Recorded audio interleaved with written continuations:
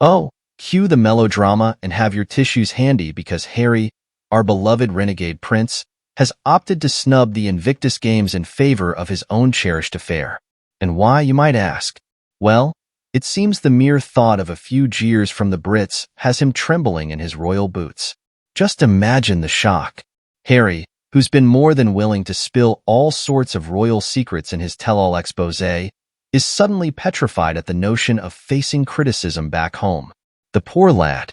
The saga unfolded when St. Paul's Cathedral, clearly oblivious to Harry's desire for secrecy, let slip about his attendance at the 10th anniversary of the Invictus Games.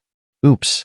According to whispers in the royal corridors, or as the Daily Express would put it, insider sources, this blunder has sent Team Harry into a frenzy, fretting over the prospect of a chilly reception.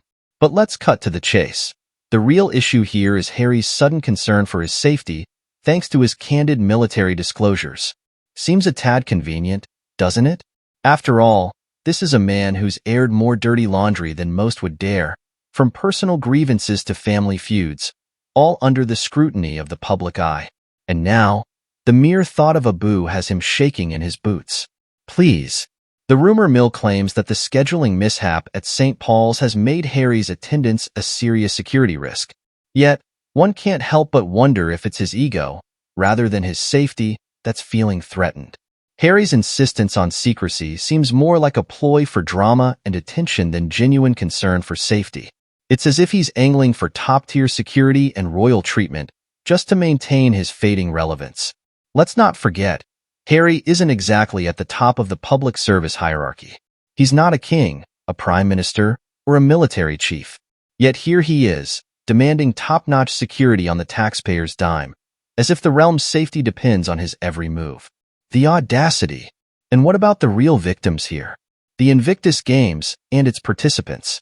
This event, meant to highlight the incredible resilience of wounded veterans, is now overshadowed by Harry and Meghan's never-ending saga of drama and victimhood. One can almost hear the collective eye roll from the Invictus community, tired of their event being hijacked by this soap opera.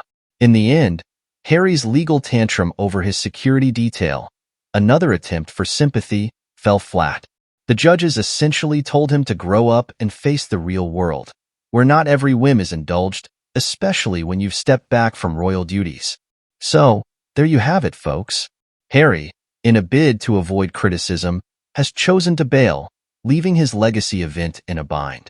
But fear not, for there will surely be an Instagram post, a Netflix special, or another explosive memoir chapter to paint him as the misunderstood hero bravely battling the critics from across the sea.